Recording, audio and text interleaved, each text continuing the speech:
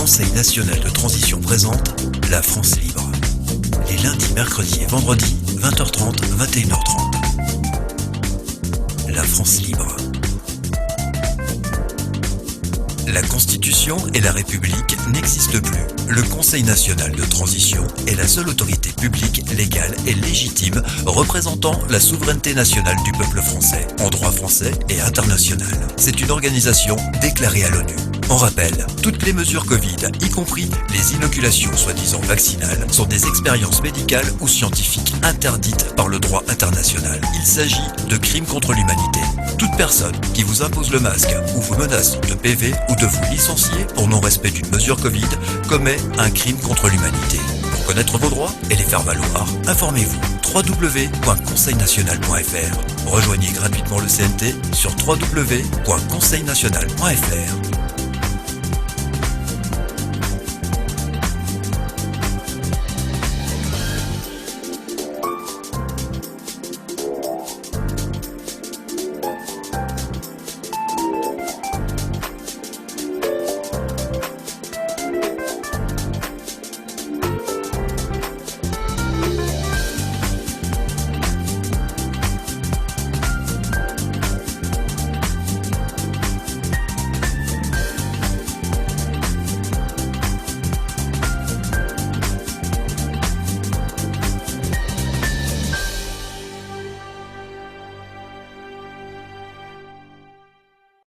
Bonsoir et bienvenue dans la France libre. Le week-end ayant été riche en émotions, c'est avec grand plaisir et impatience que nous vous accueillons pour notre rendez-vous d'information avec le Conseil national de transition.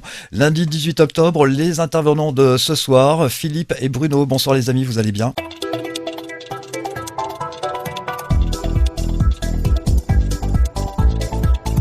Bonsoir à tous, bonsoir Sylvain, bonsoir Philippe. Je vais commencer ce soir déjà pour dire à tout le monde, ceux qui ne le savaient pas, que je félicite fortement Philippe de son intervention d'hier sur la Une TV, présentée par celui que tout le monde connaît, Richard Boutry, et donc qui a pu, malgré beaucoup d'opposition et malgré des personnes qui finalement n'étaient pas toujours très positives, qui a su quand même garder son calme et expliquer rapidement ce qu'était le CNT. Et donc, voilà, bravo. Par contre, comme on ne lui a pas laissé de droit de réponse, je pense que très probablement, il y aura une autre émission qui sera organisée par M. Boutry pour lui donner un droit de réponse, ce qui serait Dans la logique. logique des choses, ce serait tout à fait normal. Tout à fait. Alors, concernant l'ONU, concernant ce qui a été soulevé par ce cher monsieur Chalençon, le CNT a été déposé à l'ONU et redéposé à nouveau au niveau du 26 août 2021, non pas parce qu'on attend quelque chose de l'ONU, simplement parce que on sait très bien que l'ONU fait partie aussi de tous les groupements qui sont liés au nouvel ordre mondial, non, simplement pour éviter justement que le jour où le CNT sera installé et aura donné le pouvoir au peuple, pour éviter que l'ONU nous envoie des armées étrangères pour envahir notre pays et essayer de nous détruire en criant au coup d'État. Non, ce ne sera pas un coup d'État parce que nous sommes déclarés légitimement. Et donc, tout comme quand on dépose un brevet, il ne peut y avoir qu'un seul dépôt d'un seul CNT. Donc, c'est tout. On n'attend rien de plus de l'ONU, simplement on les a informés qu'on était une entité légitime conforme au droit international. Voilà, donc ça, je pense qu'à ce niveau-là, ça permet de rétablir un petit peu certaines choses qui n'ont pas apparemment été comprises par les intervenants qu'il y avait hier soir sur la Une TV. On peut compléter juste pour dire que le CNT, c'est une invention de l'ONU, c'est pas une invention de qui que ce soit d'autre. Donc, dire que l'ONU et le CNT, ça n'a rien à voir ensemble, que ça n'a pas à cohabiter, c'est faux, puisqu'il y a une filiation entre l'ONU et le CNT.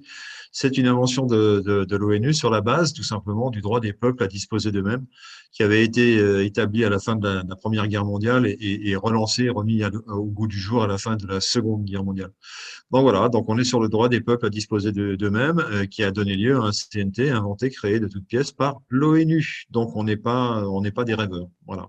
Et d'ailleurs, ça a été utilisé en Libye par Sarkozy, mais pour l'inverse, c'est-à-dire pour justifier une intervention étrangère en Libye. Alors que nous, c'est pas du tout ça, nous, c'est l'opposé. Nous, c'est pour éviter qu'il y ait une intervention étrangère qui vienne nous casser les pieds, comme ça s'est passé il y a 200 ans lors de la Révolution française. Absolument, et j'espère bien que cette belle éloquence, Bruno, tu auras l'occasion de la développer une prochaine fois sur d'autres chaînes et pourquoi pas à nouveau sur celle de Monsieur Boutry, hein, qui est la Une TV. Parce que moi, je n'ai pas vocation à être porte-parole du CNT. Je l'ai été hier, mais toutes les personnes qui se sentent l'envie, évidemment, sont invitées à le faire de façon alternative. Ça serait très bien comme ça. Voilà. Oui, ben, l'idéal, ce serait qu'on soit 2 ou 3 pour représenter le CNT, pour qu'il y ait quand même un certain équilibre, parce que hier, il y avait 10 personnes et il n'y en avait qu'une qui représentait le CNT. Je dirais qu'il y en avait plus qu'une, il y en avait aussi une autre. C'est une question récurrente par rapport à l'ONU et le CNT. On l'avait déjà eu avec Jean Robin. Elle se représente une nouvelle fois. Et évidemment, nous avons les réponses. Tout à fait, tout à fait. Alors, je voudrais parler d'autre chose dans l'actualité, c'est qu'en fait, on a une dame qui veut donner des leçons à tout le monde, qui s'appelle Madame Stolleru, qui commence à critiquer les maisons individuelles en disant que c'est pas bien les maisons individuelles, alors aussi bien au niveau écologique que autre.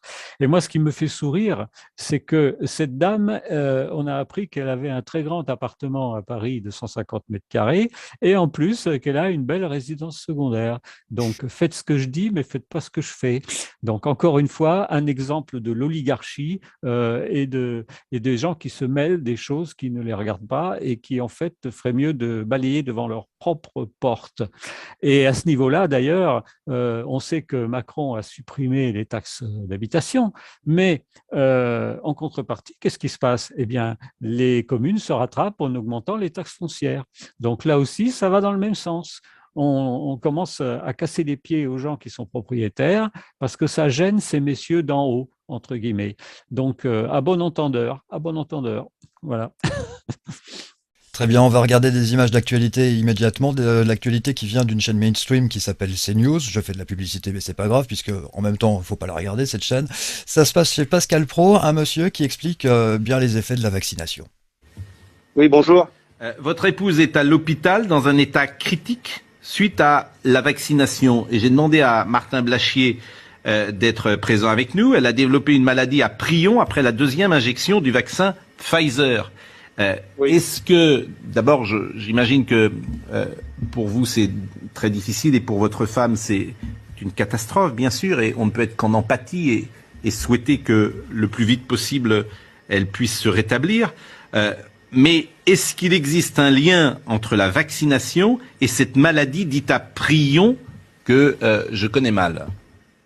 Alors avant de réagir, ça fait donc déjà elle est hospitalisée à domicile en HAD parce que en hospitalisation traditionnelle c'était pas possible, c'était trop compliqué, elle serait déjà certainement plus là.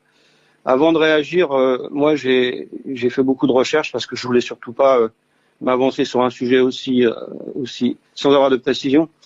Alors, il faut savoir que c'est une maladie où aujourd'hui on parle d'un cas sur 1 million. Donc, si j'ai décidé de réagir, c'est parce que c'est pas mon propre cas qui est le plus intéressant. Malheureusement pour ma femme, c'est foutu. Il n'y aura pas d'amélioration parce que c'est une maladie extrêmement rare et sans traitement. Simplement, il faut plus parler de hasard parce que quand vous développez une maladie où on dit qu'il y a un cas sur 1 million et d'abord qui est en forte régression, avec à peu près moins d'une centaine de cas par an en France, et que vous développez les premiers symptômes 15 jours après une 2e injection d'un vaccin qu'on connaît pas bien, on peut plus se permettre de parler de hasard, c'est pas possible. Et avec ce que je vis moi, j'imagine que d'autres peuvent le vivre, je le souhaite pas. Il faut savoir que le médecin traitant de mon épouse a mis beaucoup de temps, environ 1 mois et demi, avant de se décider à déclarer le cas comme étant un cas suspect. Parce qu'il y a plein d'éléments qui font qu'on ne peut plus parler de hasard. Il y a d'autres. Mon médecin traitant a une autre dame qui a des symptômes similaires à ceux de ma femme, qui bien heureusement pour elle n'ont pas évolué. Voilà. Je suis désolé, hein, je suis pas très à l'aise, parce que je vis un moment extrêmement compliqué. Voilà. Ce qu'on vient de voir à l'instant, des images que je n'ai pas envie de commenter. Si vous voulez, on va passer immédiatement au sujet du jour. Le lundi soir à 20h30, le Conseil national de transition présente La France libre. Des discussions, des rubriques, de l'information. La famille a 3 fonctions. Fonction de procréation, fonction affective et de protection, fonction de socialisation. Ensemble de mécanismes par lesquels les individus font apprentissage des rapports sociaux entre les hommes et assimilent les valeurs, les normes et les croyances d'une société. Au cours de la socialisation, la famille inculque à l'enfant les conduites à tenir en différentes circonstances de la vie sociale. Ce qu'il faut croire ou ne pas croire, ce qui est beau ou laid, estimable ou pas. Cette socialisation s'accompagne de sanctions négatives, punitions ou positives récompenses. La famille conserve une grande importance dans la reproduction sociale. Certes, le temps n'est plus à la transmission d'un patrimoine économique qui permettait à nombre de familles de déterminer le destin social de leurs enfants. Dans une société où le salariat domine, où le diplôme règne, la famille a une influence moins forte et moins directe sur le devenir de ses descendants. Désormais, la famille doit compter avec l'école, devenue une institution centrale des sociétés modernes. Pour introduire donc le sujet de ce soir, le fonctionnement de la famille, et pour rebondir, eh bien la protection de la famille. Merci Sylvain. Merci Sylvain. Philippe, vas-y. Oui, merci pour cette introduction, Sylvain. Alors la famille, comment la concevoir et comment la protéger? D'abord, la conception de la famille, c'est le noyau social le plus petit. Hein. Après, c'est l'individu de la famille, évidemment. Mais la famille, c'est déjà quelque chose de l'ordre quasiment du politique, puisqu'il y a des gens qui vivent, des gens qui grandissent avec sous l'autorité de parents, tout simplement, d'un père et d'une mère. Enfin, en tout cas, que c'était comme ça il n'y a pas si longtemps. En tout cas, d'un père, au minimum d'un père. Aujourd'hui, dans les familles monoparentales, c'est quelquefois l'autorité seule d'une mère, tout simplement. Donc tout ça, ça a déjà évolué au cours du temps avec l'évolution des divorces et des foyers monoparentaux. Voilà, donc la structure de la famille, elle est au cœur de l'évolution de la société dans laquelle nous vivons. Elle a été au cœur de l'évolution des mœurs, notamment en Asie, puisqu'en Asie, notamment en Chine, il y a eu évidemment une population qu'on appelait surpopulation, puisqu'on a toujours dit qu'en Chine, il y avait des surpopulations. En fait, ce qui s'est passé en Chine, c'est qu'il y avait surtout des surfamines, avec des famines qui étaient liées à des problèmes de répartition des récoltes, de répartition des zones agricoles, avec des problèmes d'adduction d'eau, etc., etc. Donc, en fait, il y a eu beaucoup de problèmes technologiques liés à des famines. Assez peu, d'ailleurs, si on veut bien faire la part des choses, des problèmes de d'ordre climatique qui seraient revenus à bout d'un certain nombre de zones dans lesquelles, du jour au lendemain, ou quasiment, on n'aurait plus pu trouver à se sustenter, à manger. Non, alors on a bien sûr accusé, avec des gros guillemets, le fait que ces familles étaient surnuméraires. On avait facilement 7, 8, 9, 10 enfants par famille. C'était courant dans cette tradition chinoise où on faisait justement beaucoup d'enfants pour que ces enfants puissent subvenir chacun dans leur devoir, car c'était un devoir, doit subvenir aux besoins de ses parents. Donc en fait, on faisait des enfants pour se protéger soi-même. En quelque sorte, c'était ça. Voilà, ça c'était l'ancien temps. Aujourd'hui, donc on a bien évolué. Alors, comment concevoir la famille aujourd'hui? C'est avec beaucoup moins d'enfants, y compris en Chine, non pas parce que les Chinois étaient particulièrement volontaires pour diminuer les quantités d'enfants, mais parce que tout simplement les politiciens ne leur ont pas laissé le choix, soit sous des formes coercitives, que ce soit monétaire ou autre. Et donc, ils ont fait tout simplement l'enfant unique. Ça a été la politique de l'enfant unique. Ça, c'est pour la Chine. Alors, la Chine, c'est loin, me direz-vous, c'est vrai, c'est loin, mais ça représente quand même entre 20 et 25% de la population mondiale. Donc, on ne peut pas se passer de parler de ces cas aussi importants, même s'ils sont éloignés de nous pour l'instant. Voilà. Alors là, la famille européenne, voilà, c'était un peu différent. Et même s'il y a eu de loin en loin, de par la catholicité qui est je dirais, le vecteur important de la conception de la famille, c'est-à-dire qu'on faisait des enfants, hein, chaque fois qu'un homme et une femme s'unissaient, c'était pour procréer. Et donc, il fallait surtout pas limiter la procréation.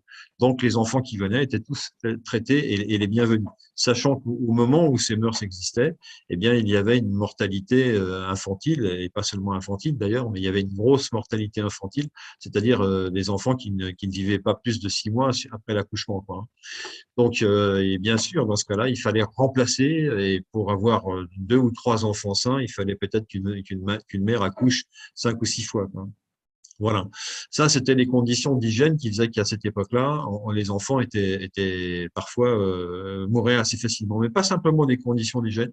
Il y avait d'autres raisons qui faisaient que même dans les classes sociales élevées, la mortalité infantile était souvent importante. Donc voilà. Donc aujourd'hui, on a soigné les mères, on a soigné les êtres humains de façon à ce qu'ils soient plus aptes à donner la vie sans la perdre eux-mêmes, évidemment, parce qu'il y avait également beaucoup de décès pendant l'accouchement, des mères pendant l'accouchement. Et ces familles, elles devaient tenir contre vents et marées d'un point de vue religieux, car la catholicité en particulier était très demandeuse de familles, de grandes familles. Et puis d'un point de vue également politique, car c'est évidemment pas, c'est une déduction facile à faire, que lorsqu'on a une famille nombreuse, on a forcément un pays qui démographiquement a toutes les chances de supplanter le voisin. Sachant que la France, à une certaine époque, en particulier jusqu'à la fin du XVIIIe siècle, date de la Révolution française, était un pays très peuplé par rapport au reste de l'Europe. Le reste de l'Europe était dans une religion alternative, enfin autre, qui s'appelle le protestantisme, le calvinisme, le luthérianisme, et toute cette religion-là, par opposition à la catholicité, était beaucoup plus malthusienne, c'est-à-dire qu'il y avait moins d'enfants. Il fallait être capable de les élever, de les nourrir, de les élever, je l'ai déjà dit, enfin de leur donner une éducation, etc. Et une bonne santé de préférence. Donc il y avait déjà une sorte d'auto-limitation des naissances de par les principes religieux. Voilà. Donc, ce qui explique aussi donc qu'arrivé à la fin du XVIIIe siècle, ce pays qu'on appelait bien sûr la France déjà depuis longtemps était était le plus peuplé d'Europe continentale. Je voudrais pas dire de bêtises, mais il semble que même les Russes n'étaient pas, enfin proportionnellement, n'étaient pas aussi nombreux que les Français. Donc, il y avait beaucoup de comment dirais-je de population en France. Et aussi parce que il y avait la capacité pour un pays comme la France de nourrir tous ses enfants. C'est-à-dire que géographiquement, ce pays, c'est pas, on va le rappeler rapidement, est un petit peu béni des dieux dans la mesure où il est très bien situé en longitude, en latitude, et qu'il bénéficie de terres arables sur une grande partie de son territoire, et que tout le territoire français est un territoire agricole. Il n'y a pas un mètre carré en France de terrain qui n'ait pas été remué par l'homme à un moment ou à un autre pour l'agriculture. Donc ça, c'est des choses qui sont assez remarquables. Donc voilà, et c'est un grand pays agricole qui l'était il y a encore pas si longtemps, qui a perdu un petit peu cette prérogative, puisque aujourd'hui, on a des terres qui sont de moins en moins cultivées, avec une paysannerie qui a de plus en plus rejoint les villes. Et en revanche, on se dirige vers une culture très intensive sur des produits relativement confidentiels en termes de volume, mais qui sont pour l'essentiel d'ailleurs destinés à l'exportation avec le label Qualité France, quand nous, Français, nous recevons de l'extérieur d'autres pays des produits, des fruits et légumes et autres viandes qui sont bien souvent qui passent par les halles de Rungis pour être ionisés, qui perdent dans cette manipulation, qui perdent la plupart de leur capacité nutritive et qui sont vendus aux Français avec des qualités qui sont évidemment pas les mêmes. Voilà alors quel est le rapport avec la famille? C'est qu'une famille, ça doit s'élever, c'est un projet de vie, c'est-à-dire qu'on doit dire ben voilà, ces enfants, ils vont devenir ceci, cela, et on va prendre un tel pour continuer l'activité agricole, un tel va prendre un métier, va aller faire le tour de France comme c'était le cas avant au XVIIIe siècle, et voilà. Et donc ça, c'est la famille à l'ancienne. Aujourd'hui, on est dans des familles évidemment qui ont complètement évolué, beaucoup plus courtes, c'est-à-dire qu'une théorie veut que plus on est heureux dans une activité de famille, et moins on fait d'enfants. C'est-à-dire que moins on a besoin d'avoir d'enfants, et plus on se concentre sur les 1, 2 ou 3 enfants qui sont, voilà, la moyenne c'est 2, je crois, ou 1,8. Je crois qu'on fait aujourd'hui en France 1,8 enfants ou quelque chose comme ça. Et j'ai toujours trouvé très drôle la remarque de Coluche qui disait on n'a jamais retrouvé les 0,2%, on n'a jamais réussi à faire 0,2% d'un enfant. Mais bon, ça c'est les parties séquentes d'un enfant, c'est toujours quelque chose de très comique quand c'est raconté par les démographes. Toujours est-il qu'on est à 1,8 ou quelque chose enfants par famille aujourd'hui, c'est-à-dire qu'on est en décroissance, très clairement. Il faut être au-dessus de 2 pour renouveler pour augmenter en quelque sorte les naissances. Alors on y est peut-être, je me trompe peut-être, on est à 2, quelque chose chose. Voilà. Mais pour tout ça, pour dire qu'on est revenu en Europe et en particulier en Occident, enfin en Occident et en particulier en Europe et en France, à des chiffres qui n'ont plus rien à voir avec ce qu'on avait à l'occasion d'une catholicité qui, à l'époque, enfin à cette époque-là, non seulement ne prenait pas évidemment l'avortement, c'est-à-dire la mort ou l'assassinat ou le meurtre d'un enfant, ce qui était un péché devant Dieu, évidemment, mais où en plus on avait nécessité de faire des naissances nombreuses pour pouvoir équilibrer, faire des équilibres économiques. Donc voilà, donc tout ça mis bout à bout, la France, comme tous les pays occidentaux, a évolué. La famille, il a fallu la gérer. Elle a été ensuite protégée. Alors protégée par ce qu'on a appelé autrefois, il n'y a pas si longtemps d'ailleurs, les fameuses lois sociales qui protégeaient la famille, alors au travers de la sécurité sociale, bien entendu. C'est-à-dire que le grand sujet, ça a toujours été la maladie. Ça a toujours été de se dire, pourvu que je ne tombe pas malade. Moi, je me souviens, mes grands-parents disaient, en se touchant la tête, en disant, je touche du bois, mais j'espère que je tomberai pas malade et que je pourrai toujours avoir la possibilité de travailler pour nourrir ma famille, car c'était ça l'expression à l'époque. Aujourd'hui, on se demande si on n'a pas plus intérêt à être malade pour nourrir sa famille plutôt que d'être au travail. Voilà. Donc, les choses ont vraiment évolué dans ce sens-là, ont vraiment fait la bascule. Et aujourd'hui, on est dans une société qui est très, très, très assistante. Elle assiste chacun d'entre nous. Alors, bien entendu, on ne va pas s'en plaindre quand on est bénéficiaire. Et même quand on n'est pas bénéficiaire, on pense que c'est juste que les personnes qui n'ont pas de gros moyens puissent quand même passer un scanner, puissent quand même être opérées à l'hôpital de façon tout à fait correcte sans avoir à débourser un centime. Donc, on est sur ce que les Anglais appellent le welfare state, c'est-à-dire l'État-providence, traduit en français, plutôt mal traduit d'ailleurs, parce que c'est pas une providence, c'est un État qui joue son rôle de répartiteur des contraintes financières autour de ce qu'on appelle les solutions de guérison. Alors, que ce soit au travers de matériel très onéreux comme les scanners, ou que ce soit au travers tout simplement d'une pharmacie géante qui est devenue la France et qui est devenue l'Occident, une sorte de pharmacie géante où on va se servir aujourd'hui pour la moindre chose, pour se soigner, pour se guérir, donc pour protéger soi-même et bien évidemment sa famille. Voilà. Donc voilà pour la famille, pour cette première partie sur la famille. Est-ce que Bruno, toi, tu veux enchaîner sur quelque chose de particulier?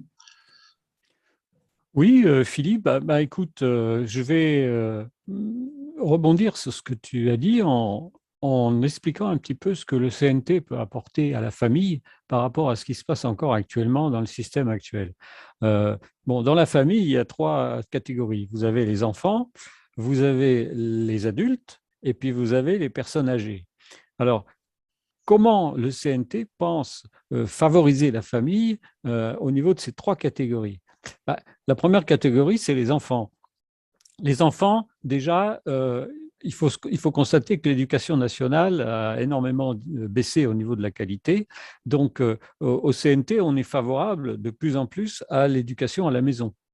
Mais pour que l'éducation puisse se faire à la maison, il faut encore que les parents soient suffisamment formés pour pouvoir faire cette éducation. Donc, il y aura un travail qui sera fait au niveau du CNT à ce niveau-là.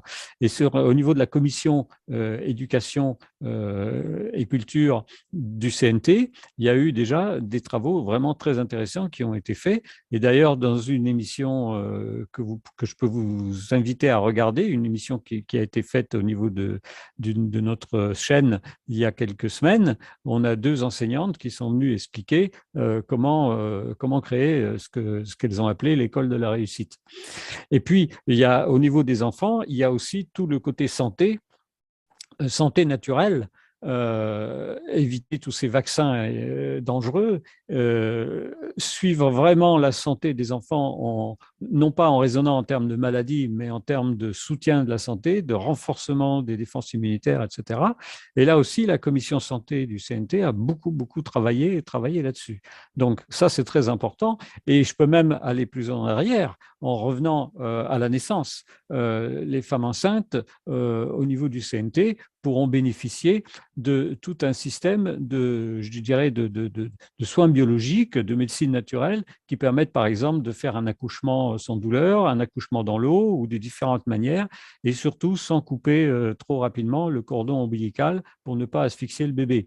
Donc tout ça, ça a déjà été travaillé, étudié par le CNT pour aider au maximum les enfants à avoir une enfance heureuse et surtout aussi, je dirais que ça touche même aussi les futures forces de l'ordre ou les futurs gardiens de la paix qui travailleront pour le peuple, parce que dans ce cas-là, eh bien, on mettra un point final, une fois pour toutes, à tous les réseaux pédocriminels.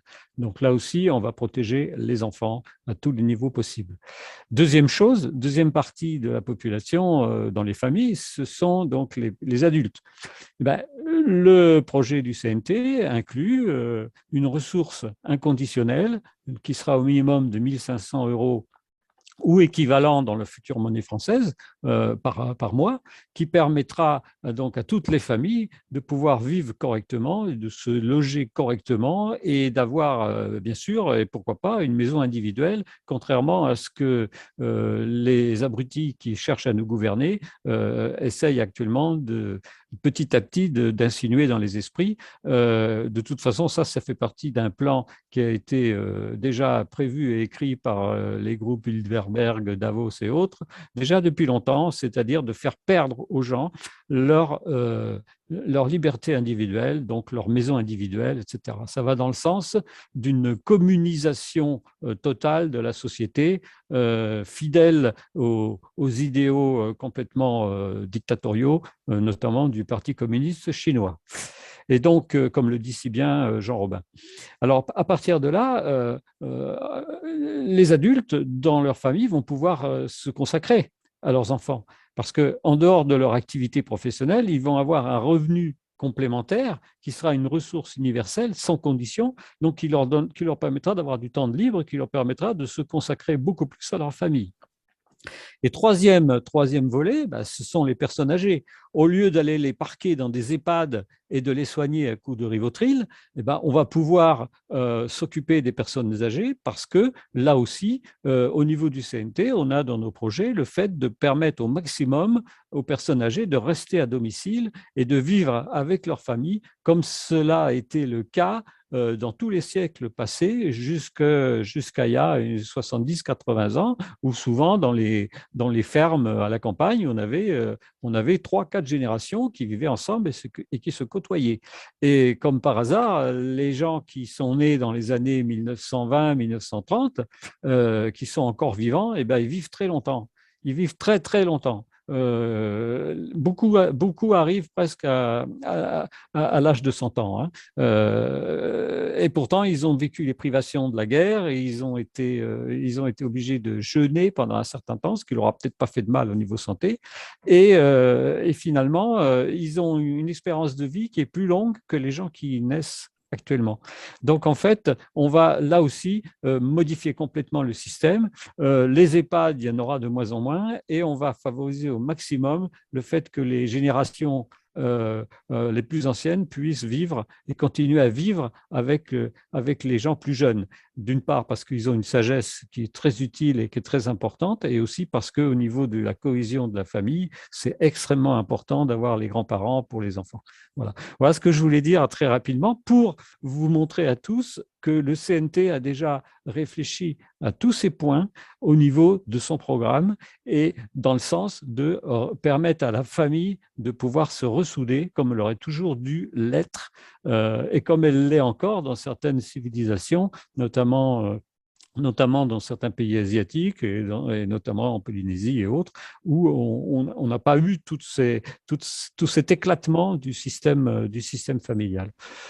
Voilà ce que je voulais dire pour compléter ce que tu as dit tout à l'heure, Philippe.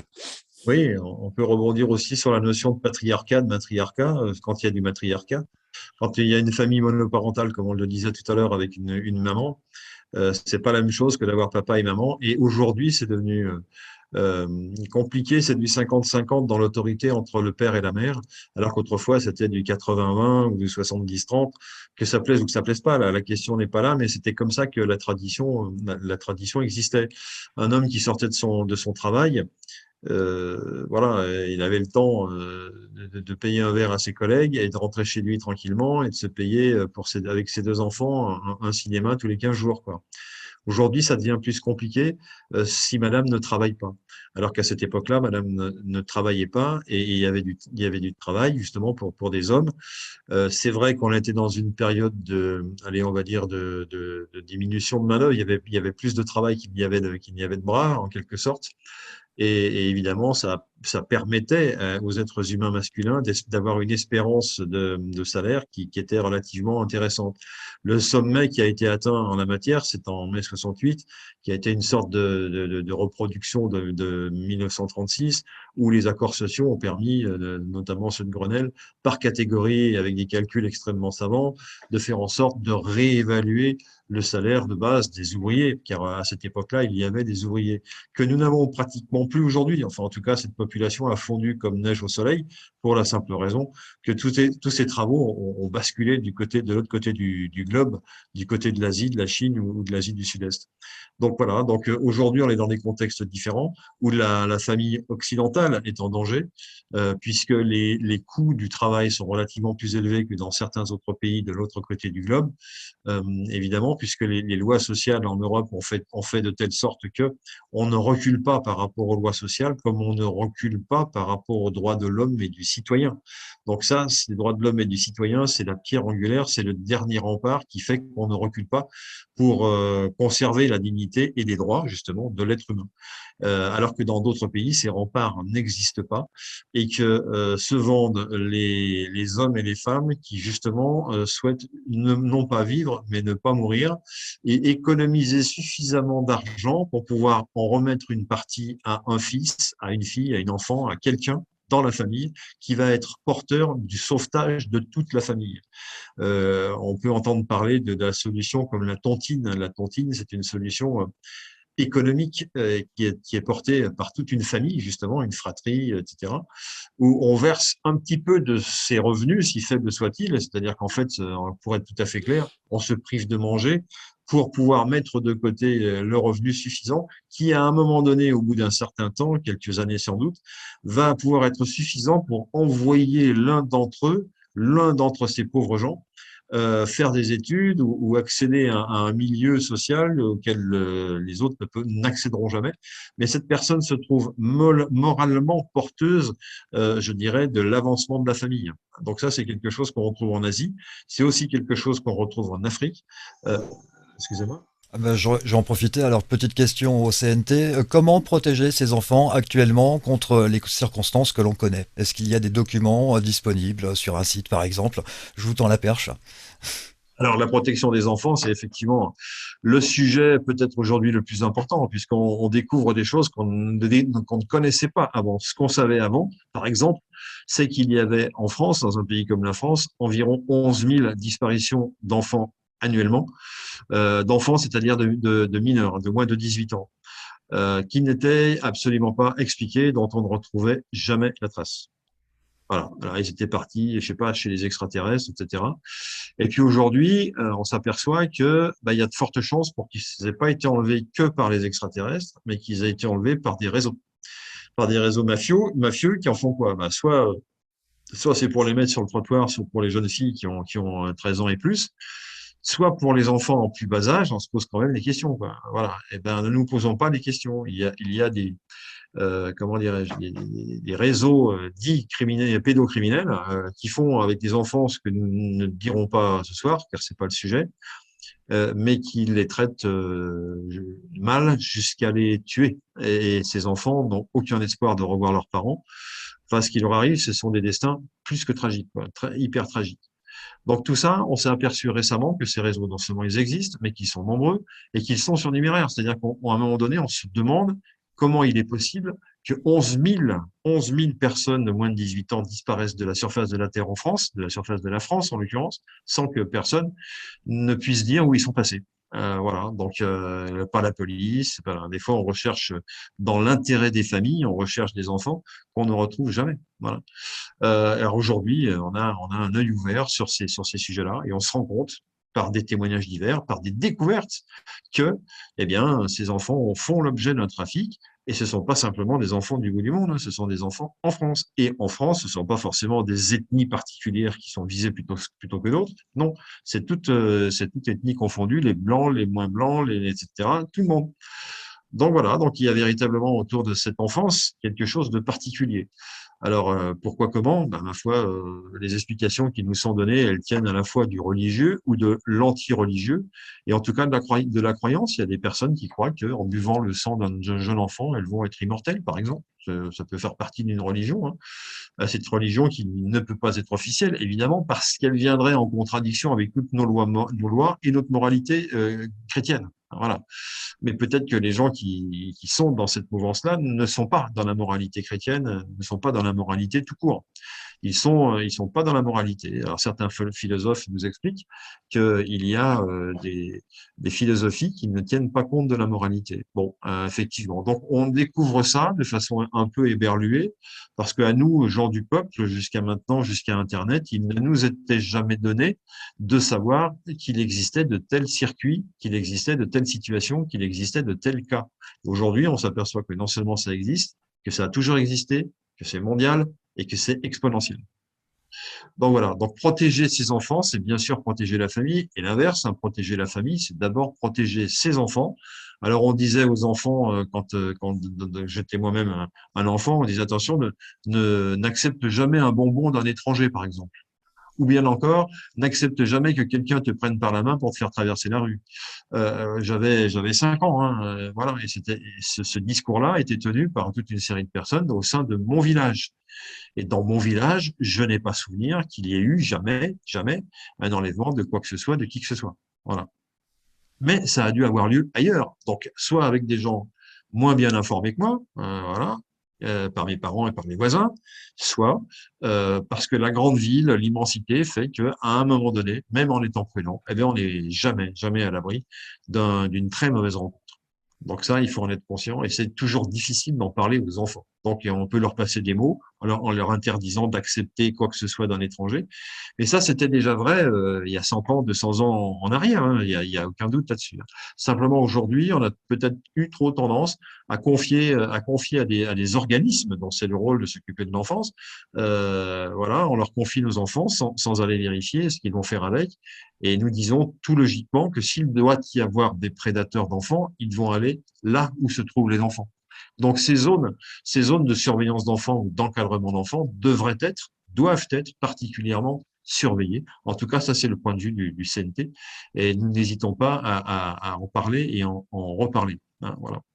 Et aujourd'hui, Donc, si vous voilà. désirez protéger vos enfants, le CNT a également des documents à votre disposition sur www.conseilnational.fr. Vous trouverez donc des documents qui permettront de protéger votre enfant contre la situation que l'on connaît actuellement. Je ne peux pas prononcer le mot.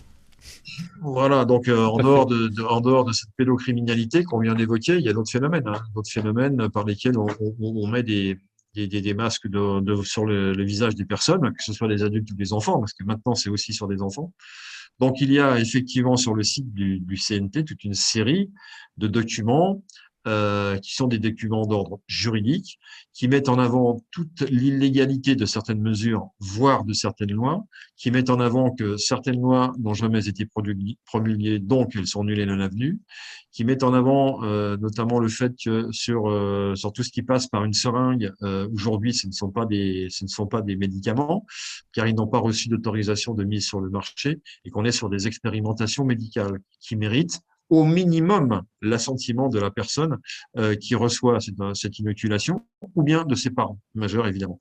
Alors nous sommes tout à fait conscients que si jamais des parents se trouvent confrontés à la coercition sociale, ce que nous appelons la coercition sociale, c'est-à-dire le fait d'avoir en face de soi une trentaine de parents dont les enfants sont passés par l'inoculation et qui exigent de la part de la direction du collège ou de l'école, que les 2 ou 3 enfants qui ne sont pas passés encore par l'inoculation, eh bien, ma foi, y aillent, quoi, hein. C'est le moment d'y aller, quoi, parce que nous, on y est allé, hein, pour protéger tout le monde. Bon. Et si jamais les parents de ces 2 enfants-là, qui sont des parents responsables, décident de pas y aller, eh bien, ils vont subir une grosse pression. C'est-à-dire que même s'ils sont dans leurs droits, même s'ils sont en mesure de produire nos documents, eh bien, il faut imaginer le fait qu'ils vont subir la pression des autres parents, que leurs enfants vont subir la pression des autres enfants. Ça, c'est ce que moi, je me suis imaginé. Et je pense que, à ma place, beaucoup de gens ont anticipé la situation de cette façon-là. La réalité nous a montré d'autres choses.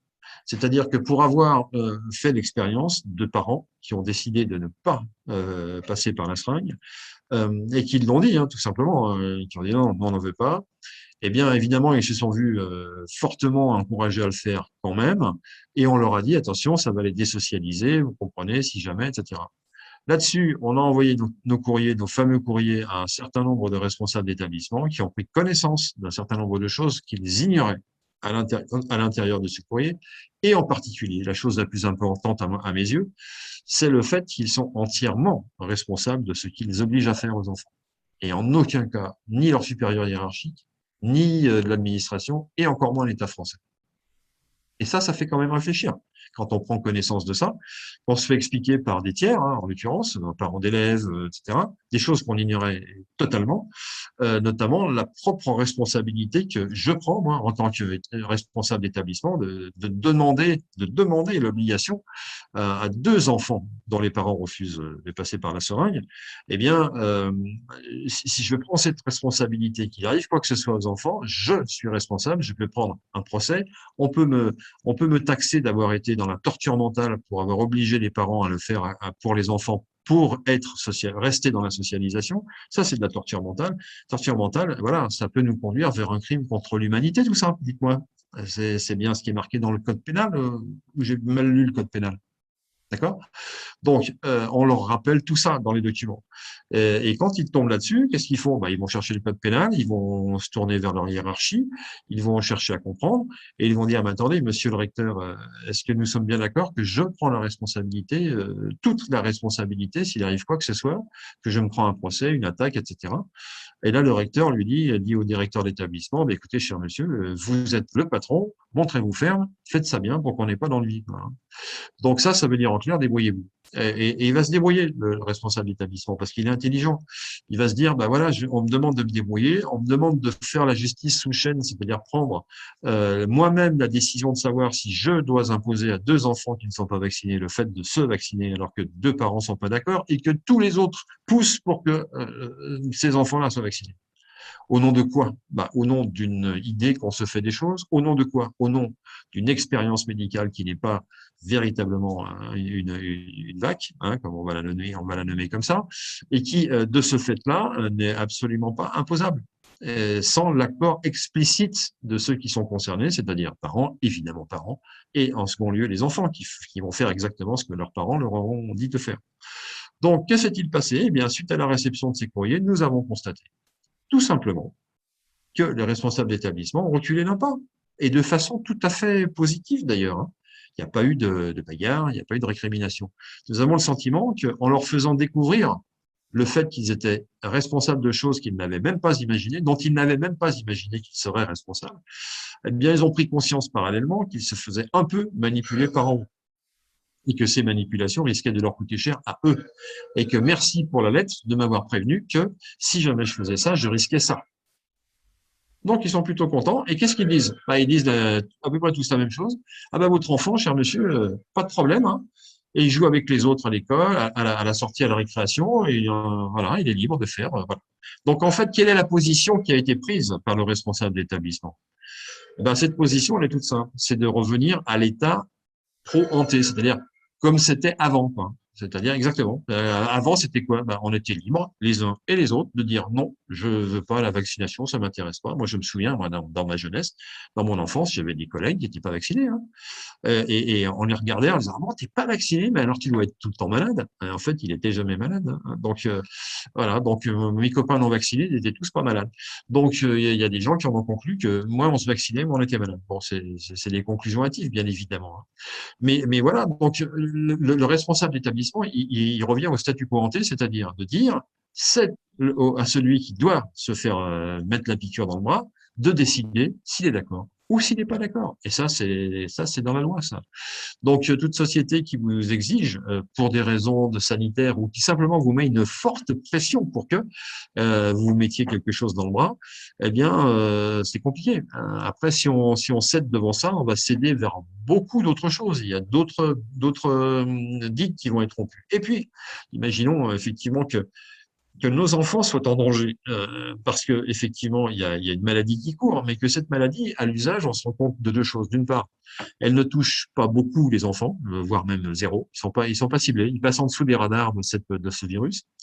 Voilà, et que ensuite, si jamais ils sont vaccinés, ben il y a eu des effets secondaires, et on a le droit de dire qu'il y a des effets secondaires. Sur des enfants comme sur des adultes. Donc, les parents responsables, ils se disent quoi? Ils se disent, moi, tout, mais pas ça, quoi. J'ai pas envie de ça. J'ai pas envie de prendre ce risque. J'ai pas envie de courir dans une solution qui n'est pas validée. Je n'ai pas envie d'avoir affaire à des produits qui n'ont pas obtenu d'autorisation de mise sur le marché, tout simplement. Et puis voilà. Et puis quand je regarde autour de moi, chez les adultes ou même chez les enfants, je vois des choses qui ne me donnent pas envie d'y passer, tout simplement, hein. Alors qu'est-ce qu'on fait? Comment on fait? Voilà. Est-ce qu'on laisse la liberté à tout le monde? Dans ce cas-là, tout le monde est responsable de ses choix, ou bien est-ce qu'il y a une coercition, une obligation, voire même simplement une pression pour faire en sorte que vous cédiez à cette pression? Ça, c'est de la torture mentale, et ça, c'est punissable, c'est du pénal. Donc voilà, donc on est à la croisée des chemins. Aujourd'hui, on nous dit, on entend des bruits comme quoi bientôt ni les enfants ni les adultes n'auront à se protéger contre l'inoculation, puisqu'on changerait de système. Ah bon, alors on va rentrer dans quel système? On va aller vers la médication. Ah ben c'est très bien la médication. Eh bien on nous dit non, ça va pas être cela. Il y aura d'autres médicaments, mais ça sera pas ceux que vous connaissiez depuis 50 ans et qui ont fait leurs preuves. Ça sera d'autres médicaments qui vont sortir de laboratoires, qui vont sortir des nouveaux produits. Ces nouveaux, ça vient de sortir, comme disait le même regretté Coluche. Donc voilà. Donc par contre, ce qu'on va lire sur la notice, c'est qu'il y aura forcément quelques effets secondaires qui, comme par hasard, vont ressembler de fort près à ceux qu'on subit encore, avec tout ce qui concerne une inoculation. Et oui, ça va se passer comme ça. Donc, comment fait-on dans ces conditions-là pour protéger nos enfants? C'est-à-dire pour les laisser dans une société qui les accepte, parce que c'est quand même un enjeu fort. L'autorité parentale est tout de même en la matière secouée, c'est-à-dire que je suis moi parent d'un enfant de 4, 5, 6 ans, et si on me dit attention, s'il n'est pas ceci ou cela, il ne pourra pas participer aux sorties scolaires, il ne pourra pas faire du sport avec ses petits camarades, il ne pourra pas jouer dans la cour de la récréation avec ses petits camarades, c'est-à-dire qu'en fait, j'en fais un paria. J'en fais un enfant qui va pleurer, j'en fais un enfant qui va me supplier à genoux de bien vouloir porter le masque et de se faire inoculer pour pouvoir aller jouer avec ses petits copains. Qu'est-ce que je fais? J'y vais pas. C'est quoi ce dilemme? Est-ce que je lui sauve la vie, même avec une chance sur 1000, peut-être qu'il ait pu attraper quelque chose, mais en même temps, je joue mon rôle de parent protecteur, ou bien est-ce que je me dis, en tant que parent protecteur, j'ai le meilleur compte à socialiser, prendre le risque et socialiser, laisser mon enfant socialiser plutôt que de le mettre à part, voilà, etc. Donc toute l'action du CNT consiste à déculpabiliser les parents, déculpabiliser même les adultes qui subissent exactement la même chose au sein de leur environnement professionnel et qui se voient refuser l'accès à un hôpital au motif qu'ils sont des soignants qui n'ont pas été vaccinés ou qui ont refusé évidemment de se faire vacciner pour des raisons personnelles qu'ils ont le droit d'avoir. Hein, voilà. Donc voilà, pour les enfants, ce sont les plus faibles d'entre nous. On est déjà sous une grosse pression de la part des adultes, mais pour les enfants, la seule résistance à la pression, je dirais la seule armure, c'est leur papa et leur maman, ou l'un ou l'autre quand il y en a plus qu'un papa ou qu'une maman. Donc attention aux parents.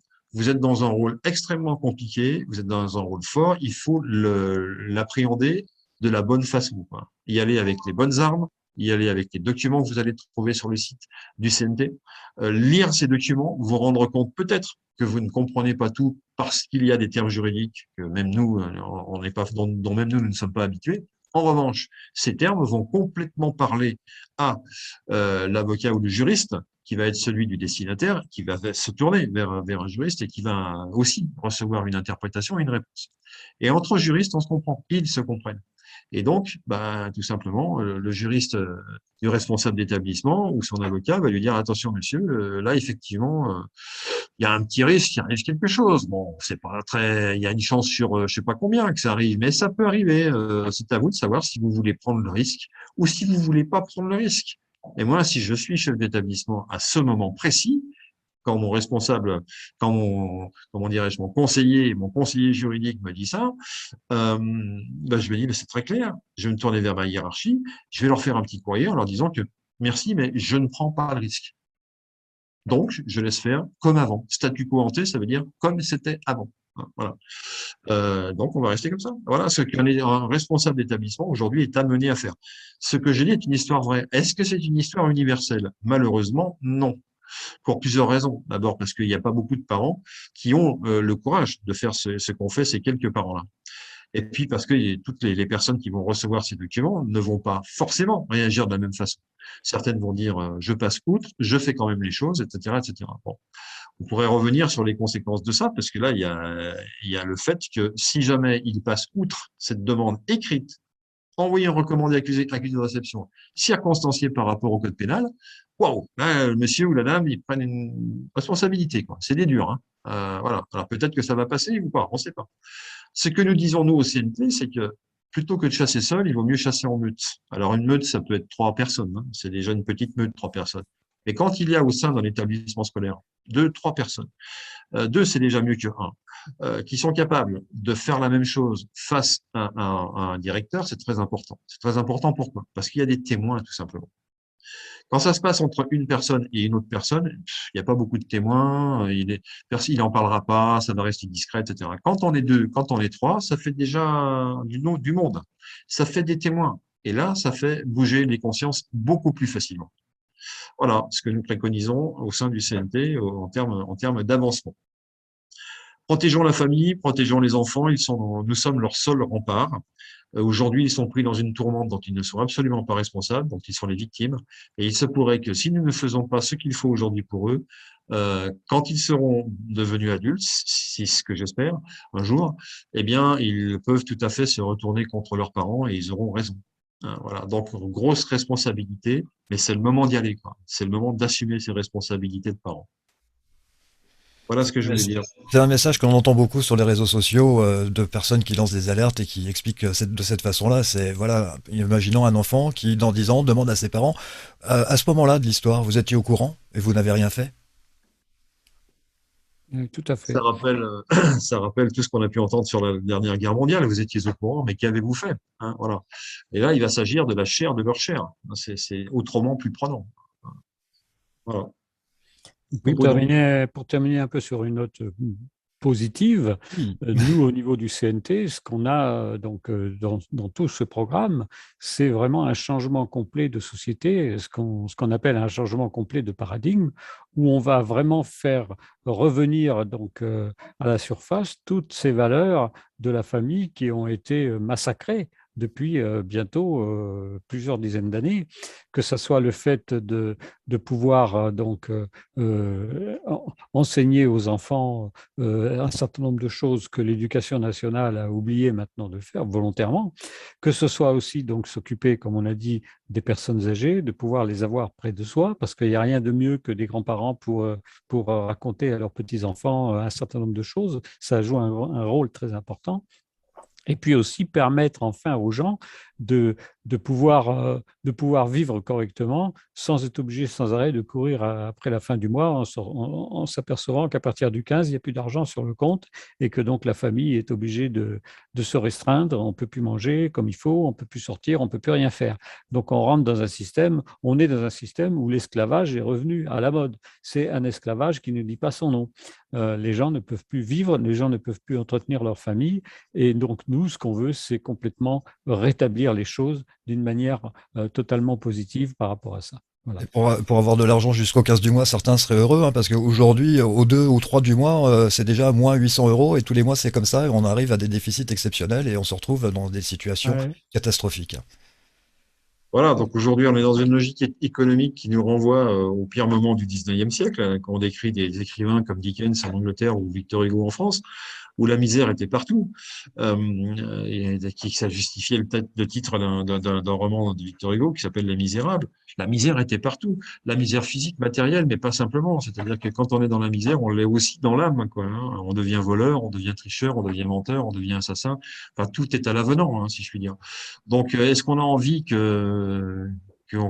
comment dirais-je, que cette montagne russe redescende dans un versant négatif, alors qu'on a été si haut pendant ces dernières années, c'est vrai. On était heureux, on s'en rendait pas compte. On était au top, on croyait qu'on était qu'à la moitié du chemin et du bonheur. Malheureusement, on était au top, justement, au-delà duquel on redescend. On est en train de redescendre. Ce qu'on nous propose aujourd'hui comme société, c'est une société communisante, hein, comme tu disais tout à l'heure, Bruno, où on va laisser aux gens juste de quoi, comme disent les Anglais, il y a une expression qui to keep body and soul together, ça veut dire garder le corps et l'âme ensemble, quoi. Ça veut dire que l'étape suivante, ça veut dire qu'on est mort, quoi. Donc voilà, c'est exactement ce genre de choses. C'est-à-dire qu'on va on va proposer aux êtres humains, qu'ils soient enfants ou adultes évidemment, hein, des solutions de vie qui seront minimalistes, dans lesquelles ils auront l'impression d'être heureux alors qu'ils ne le sont pas, dans lesquelles on va les restreindre dans leur capacité humaine, et il est même question de les transformer en autre chose que des humains, peut-être en surhumains, disent certains. Moi, j'ai plutôt tendance à dire en alter-humains plutôt, hein, c'est-à-dire des humains autrement, qui seront plus les humains qu'on a connus avant, surtout si on leur met dans les veines des matériaux qui ont pour fonction notamment de modifier le code génétique. Voilà, donc la science aujourd'hui est capable de faire un tas de choses. Aujourd'hui, on a le sentiment que cette inoculation, elle est porteuse d'autre chose que de la volonté hystérique de se protéger contre une petite grippette qui s'appelle la Covid-19. Voilà, et c'est de ça qu'il s'agit. C'est qu'est-ce qu'il y a vraiment, quel est vraiment l'enjeu politique, qu'est-ce qui se passe derrière, qu'est-ce qui se passe au-dessus de tout ça. Il y a forcément des choses qui se passent au-dessus de tout ça. Alors, c'est pas ce soir que je vais vous en parler parce que d'une part, on est dans la spéculation et que le but n'est pas de vous emmener, vous les auditeurs, vers des spéculations, mais simplement de vous faire prendre conscience de la réalité, tout simplement. Quand je vois des traînées dans le ciel, je me dis, je ne suis pas en train de spéculer. Ce que je vois dans le ciel, ce sont des traînées qui ne correspondent pas tout simplement au sillage habituel du kérosène, que laisse un avion dans son sillage, tout simplement, hein, avec ces fameux cristaux de glace qui se donnent ce sillage blanc qui est à peu près 15 à 20 fois la longueur de l'avion, hein, ou peut-être plus, peu importe. Et quand on voit des immenses traînées dans le ciel, non, ça c'est pas du sillage du kérosène, c'est simplement du largage, ce qu'on appelle de l'épandage, tout simplement. Donc on nous épand des choses. Nous ne sommes pas a priori tous en zone campagnarde, et on voit ces épandages en zone urbaine. Bien, là, je ne suis pas dans la spéculation lorsque je dis j'ai vu de mes yeux vus des épandages qui tombent du ciel, qui me tombent sur la figure, et personne, ni dans les journaux, ni dans les médias, ni ailleurs, personne n'en parle. Est-ce que c'est normal? J'ai vu des gens se faire inoculer avec des produits dont on ne sait pas ce qu'il y a dedans. Et ils n'ont pas d'autorisation de mise sur le marché autre que temporaire. Et on arrive au bout du temporaire d'ailleurs. Donc, est-ce que c'est normal de servir de cobaye dans une expérimentation pour laquelle on n'a pas été sollicité, ou en tout cas on n'est pas venu chercher mon consentement? Est-ce que c'est normal? Ça, c'est pas de la spéculation. D'accord? C'est des bonnes questions. Hein. Et il y a toute une série de choses sur lesquelles on peut poser des bonnes questions, et il faut se poser des bonnes questions. Et les personnes dites éveillées, ce sont celles qui, à un moment, décident de se poser la bonne question, par opposition à celles qui se disent, mais non, mais tu poses une mauvaise question. Quelle idiotie. Enfin, voyons, ces gens sont là pour servir nos intérêts, nous guérir au mieux et faire en sorte que tout le monde ne soit pas malade. Oui, mais le constat, c'est que tout le monde est de plus en plus malade. Alors, soit ils sont mauvais, soit c'est peut-être pas la mission de départ, quoi. Il y a autre chose. Il va falloir choisir, il va falloir creuser. Au sein du CNT, on essaye de réfléchir autour de ces sujets sans être particulièrement alarmiste, même si j'ai dit des choses relativement désagréables ce soir, mais tout simplement pour le bien de chacun. Hein. Il faut se prendre par la main et prendre son destin en main et poser des questions à ces responsables d'établissements scolaires, aux responsables médicaux qui sont amenés à vous soigner. Posons-leur des questions. Que savez-vous de ce qu'il y a dans la seringue? Et comment êtes-vous certain qu'il n'y a pas d'effets secondaires? Est-ce que je peux voir la liste des effets secondaires? Voilà, un certain nombre de questions qui peuvent vous amener tout simplement. Alors peut-être à vous heurter avec un médecin qui va se poser à un moment donné, comme le savant, hein, c'est moi le savant, c'est moi qui sais. Sauf que nous sommes en mesure, ici au sein du CNT, de vous dire que tout simplement, dans leur formation, dans leur cursus d'étudiants, les médecins n'obtiennent qu'une information très, très, très, très partielle de ce qui concerne ce qu'on nous met dans les veines, hein, voilà, et qui vient des grands pharmaciens internationaux. Ils n'ont pas de formation là-dessus. La seule qu'ils ont, c'est au travers de ce qu'on appelle les visiteurs médicaux qui leur disent, voilà, tel produit fait comme ça, prenez-le pour tel et tel symptôme, etc., etc. Ils guérissent des symptômes, ils soignent des symptômes, ils soignent plus les maladies, les médecins, c'est fini, hein, ils soignent des symptômes. Donc voilà, il faut être en mesure de pouvoir poser les bonnes questions, quitte à faire un peu vibrer certains d'entre eux, leur dire, mais attendez, les mettre un petit peu dans les cordes, peut-être dans l'agacement parfois, hein, mais vous aurez touché une corde sensible. Et là, vous aurez la marque de quelque chose qui touche. Vous touchez un point dur, quoi. Et c'est ce genre d'exercice qu'il faut pouvoir renouveler régulièrement pour mettre en question les choses. Alors, nous avons avec nous, à côté de nous, devant nous, au-dessus de nous, toute une série de médecins qui sont justement des personnes qui, évidemment, ont pris conscience d'un certain nombre de choses par elles-mêmes, puisque ce sont des scientifiques quand même. Ce sont des personnes qui sont souvent mieux renseignées que d'autres et qui, étant mieux renseignées, prennent la mesure des choses et sont pas d'accord. Non seulement elles sont pas d'accord pour se faire vacciner elles, mais souvent elles disent mais moi je vaccinerai jamais quelqu'un qui est sain avec tel et tel produit. Voilà. Donc on a toute une dissidence professionnelle qui dit à un moment donné mais non, c'est techniquement, scientifiquement, c'est pas bon. Ce qu'on nous expose, c'est pas bon. C'est pas de la bonne science. Car on fait de la science à ce moment-là. On fait de la biologie, on fait de la médecine, on fait de la science. Alors, la médecine n'est pas forcément, comme disent beaucoup, une science, mais plutôt un art. Alors, je veux bien. Mais à un moment donné, justement, l'art du médecin, c'est de choisir, selon son art, la solution qui va soulager, guérir son patient. Aujourd'hui, qu'est-ce que nous voyons? Avec cet art universel où tout le monde est mis exactement en coupe réglée avec le même soin, la même quantité de choses, la même dose dans ce qui va nous rentrer dans les veines, tout le monde, quel que soit son groupe sanguin, quelle que soit sa taille, quel que soit son poids, quel que soit son sexe, quel que soit son âge, wow, c'est quoi cette médecine qui ne tient compte d'aucune variable? C'est très, très, très bizarre.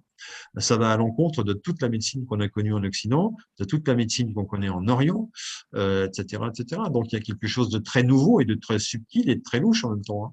J'ai envie de dire, Voilà. Philippe, c'est une médecine qui ne traite plus des patients, mais une médecine qui traite des clients. Voilà, donc on est effectivement rendu dans du business, on a le sentiment qu'il faut, pour l'intérêt de quoi? De certaines personnes, de l'économie, de ce que sais-je encore, que nous soyons le plus souvent possible malades, car l'industrie principale aujourd'hui, c'est l'industrie pharmaceutique.